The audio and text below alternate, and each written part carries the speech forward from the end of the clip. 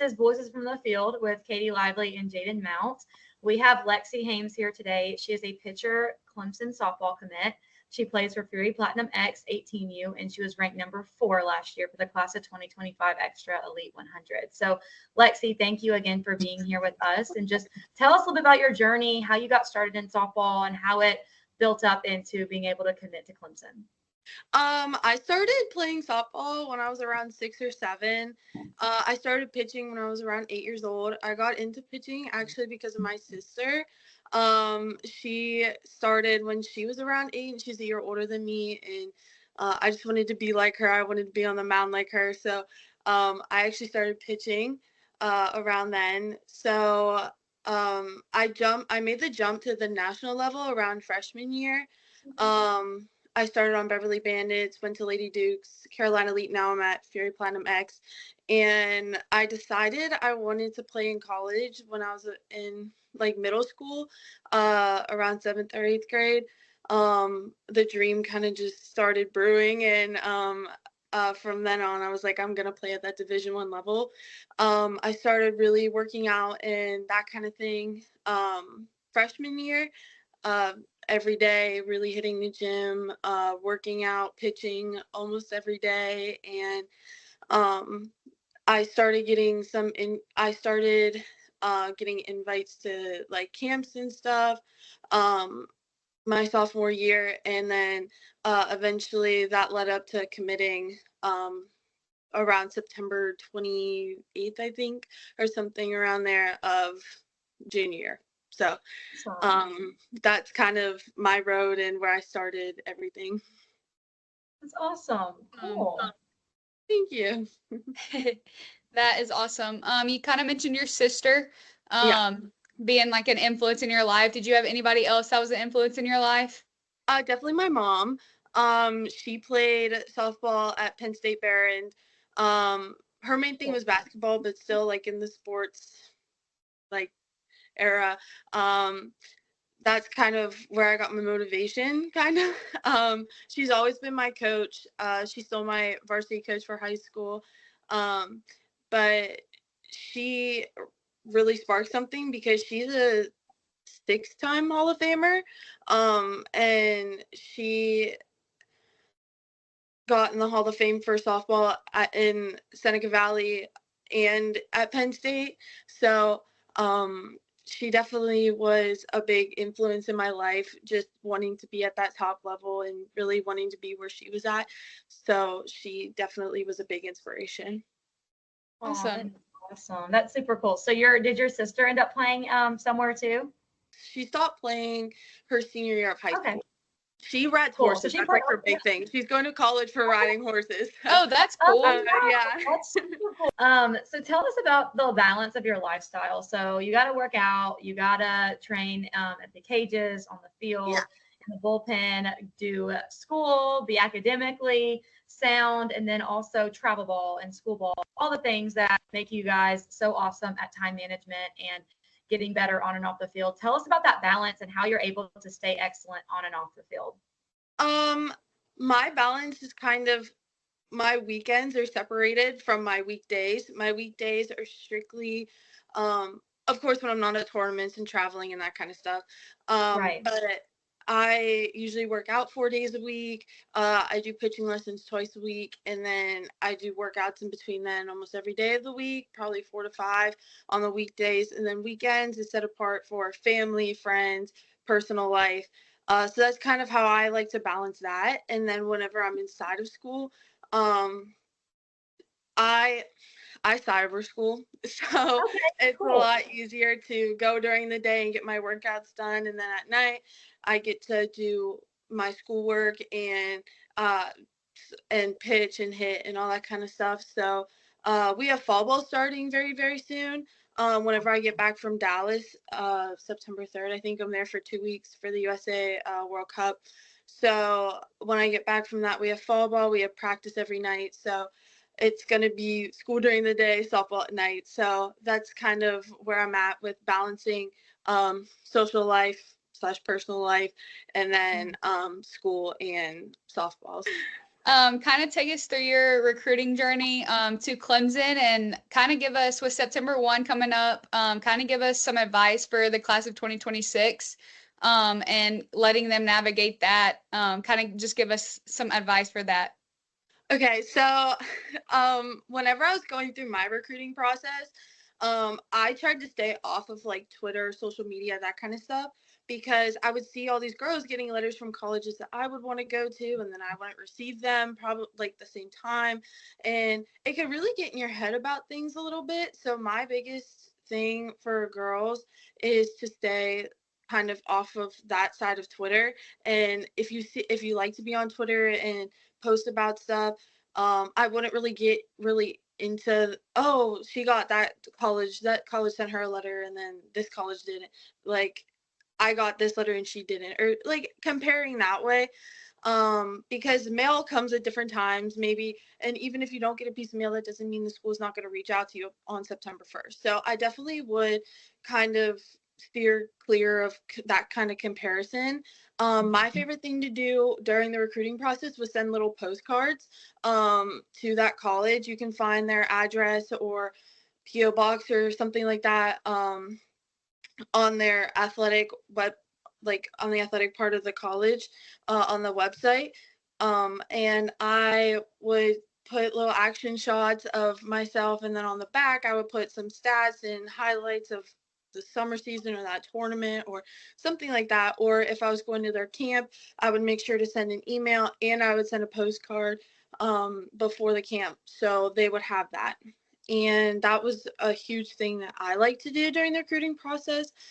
I sent out a lot of emails, the usual, hi, my name's Lexie, with a little clip of me playing, or the recruitment video that I had. It was with College Bound Jocks, so I would always send that out.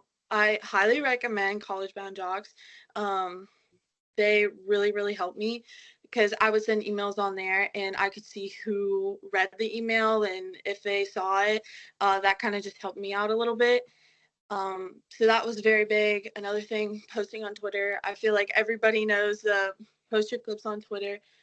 And I would, instead of tagging the college coaches by themselves, I would definitely do the like big recruiting pages on Twitter, because if a college coach sees your video, really likes you, but they don't see their name tag, they might, that might defer them a little bit.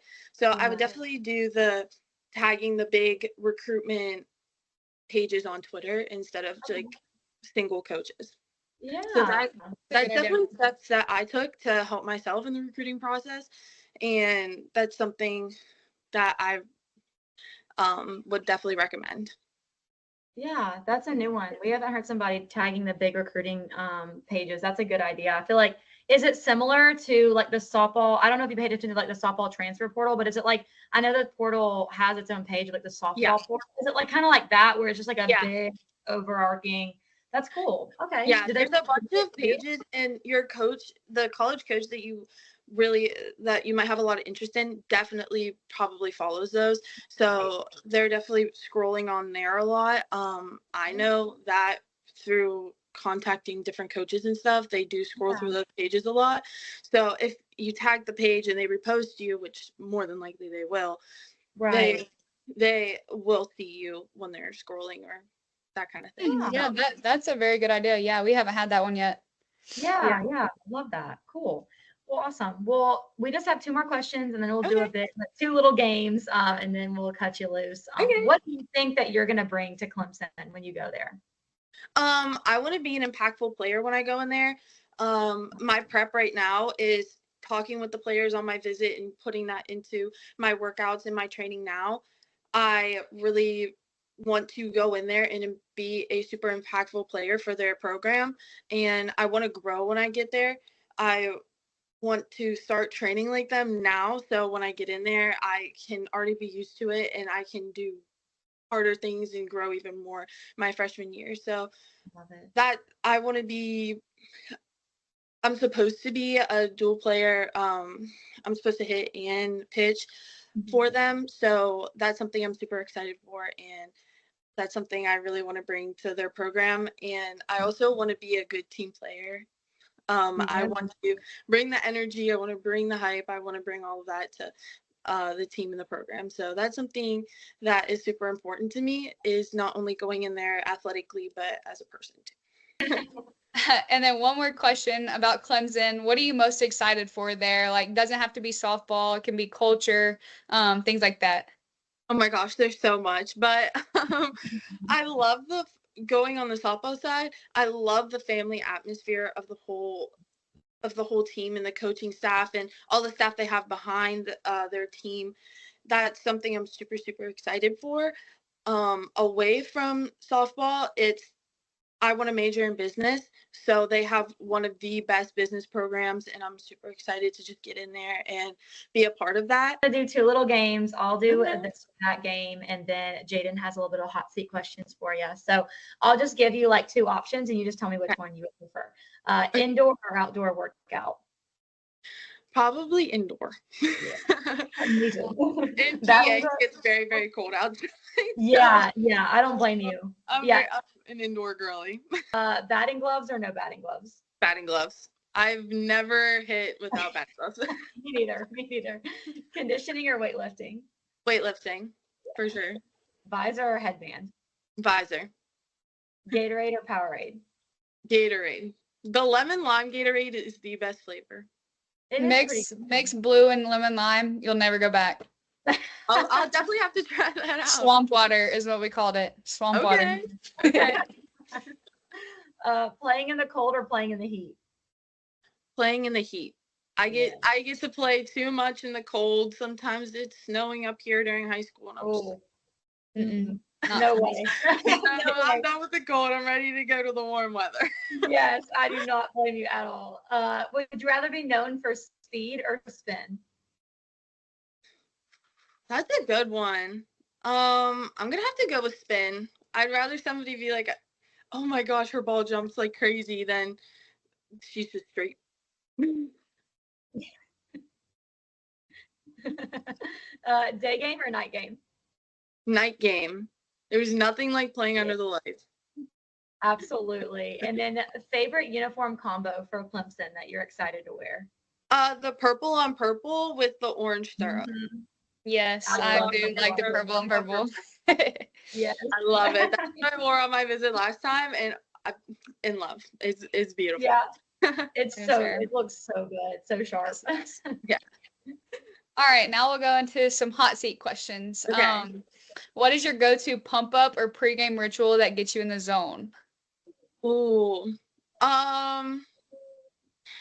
This one's tough. I would say karaoke before the games really pumps you up. We all, especially on my travel team, we had the speaker and we would jam out before the game and before even for high school. We have a playlist that we jam out to, and we bring a speaker to every game. So definitely like karaoke with the team. That's awesome. If you could change one rule in softball to make the game better, what would it be and why? I would say make the boxes a little bigger, because sometimes like you want to be further up or you want to be a little further, especially as like being a batter in the box. I definitely would say extending the boxes just a little bit, even for our slappers. Like, that's true. That is true. Give them some more space. I think that I definitely would like to see that. All right. What is the most embarrassing moment you've had on the softball field? Ooh, I think there was one time that I hit a home run and I tripped not once but twice around the bases. I tripped around second and then got back up. I thought it was fine, and then I tripped around third. Oh my goodness. So I think that was the most embarrassing, because you can run slow enough and watch your steps to not trip. And not once but twice. The twice is what gets me. What is your favorite post-game snack or meal? My favorite post-game meal is probably Chipotle. I get a bowl, extra brown rice, extra chicken, queso, guac, all the good stuff. So yeah. The last one, what is the most unexpected skill or hobby you have outside of softball? I do like to bake a lot. I think that's my that's what I do in my free time besides softball. I bake. Yeah. What do you like to bake? I like to bake cakes and I like to decorate them. Okay. Especially like on the weekends, I'll like bake 3 cakes and decorate them all. Oh my Mostly in God. pink. I love the color pink. It's my favorite color. So I will decorate like 3 straight pink cakes. So we have one more question for you, and then we'll cut you loose. If you could invite 3 softball players, past or present, for a night of conversation over dinner, who would you invite, and what would you want to talk about? Probably Najee Kennedy, Yeah. Valerie Cagle, and Rachel Garcia. Yeah. Oh, those are some very, very Yeah, good they're just so amazing, and they're just such great role models. And I just want to like have a seat and like talk it out with them, like what's their mindset on the mound, like all that kind of stuff. Absolutely. So that's definitely the 3 I would choose. Yeah, those are some studs right there. I love it. Thank you for being with us. We wish you the best of luck this next travel ball season and school ball season, and going into Clemson. So thank you again, and we hope you have a great rest of your afternoon. And we'll always keep in touch if you ever need anything at all. Perfect. Thank you for having me. Absolutely. Thank you. Good luck. Thank you. Bye. Bye.